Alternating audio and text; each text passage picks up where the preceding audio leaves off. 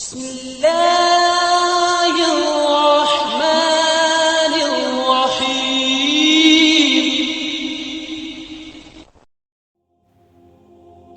السلام علیکم ناظرین. اس عورت کے ساتھ گٹھ جوڑ کیا اور اس کی مدد سے نہ صرف کھانے میں زہر ملایا بلکہ اسی عورت کے ذریعے سے ہی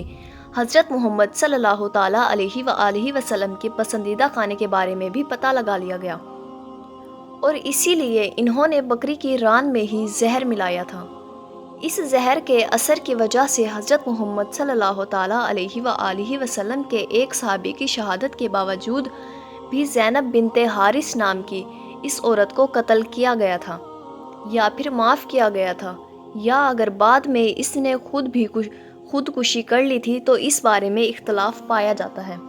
یعنی الگ الگ ہسٹورین اور الگ الگ مسلم اسکالرز اپنی الگ الگ رائے رکھتے ہیں. ہاں، یہ بات بہت ساری کتابوں سے کرسٹل کلیئر ہے کہ حضرت محمد صلی اللہ تعالیٰ علیہ وآلہ وسلم کی باڈی میں یعنی ان کے جسم میں اس زہر کا اثر ان کی زندگی کے آخری دنوں میں دیکھنے کو ملا تھا،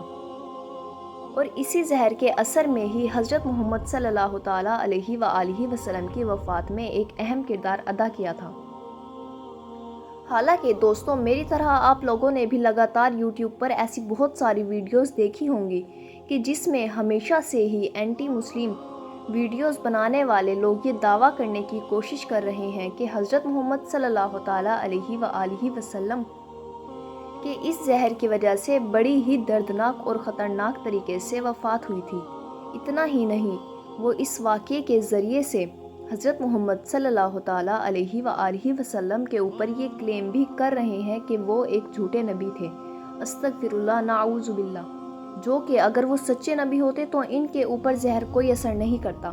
کیونکہ جیسا کہ یہ قرآن میں بھی ہے، اللہ تعالیٰ نے اپنے پیغمبر سے یہ وعدہ کیا ہے کہ ہم تیری دشمنوں سے بھی حفاظت کریں گے. تو اگر حضرت محمد صلی اللہ علیہ وآلہ وسلم واقعی سچے نبی تھے تو ان کی پھر اللہ نے حفاظت کیوں نہ کی؟ تو ایسے دعویٰ کرنے والے لوگوں کو سب سے پہلے تو اس واقعے کو تاریخی کتابوں کے طور پر دیکھنا چاہیے، یعنی اس کے وقت اور اس کی ٹائمنگ کو چیک کرنا چاہیے. آپ کو بتاتی چلوں کہ جو جنگ خیبر کا یہ واقعہ ہوا تھا یعنی زہر والا، وہ دراصل 7 ہجری میں ہوا تھا، جبکہ حضرت محمد صلی اللہ تعالیٰ علیہ وآلہ وسلم کی وفات 11 ہجری میں ہوئی تھی. تو ان دونوں کے درمیان کا جو پیریڈ ہے یعنی جو وقت ہے وہ لگ بھگ 4 سال کا ہے. اب آپ لوگ ذرا لاجیکلی سوچئے کہ ایک ایسا خطرناک زہر کہ جس کی وجہ سے ایک انسان کی یعنی حضرت محمد صلی اللہ تعالیٰ علیہ وآلہ وسلم کے ایک ساتھی کی فوراً وفات ہو گئی تھی، اور وہ تھوڑی دیر بعد اس زہر کے اثر کو برداشت نہیں کر پائے تھے، تو آخر اس زہر کو اپنی باڈی میں لیے ہوئے حضرت محمد صلی اللہ تعالیٰ علیہ وآلہ وسلم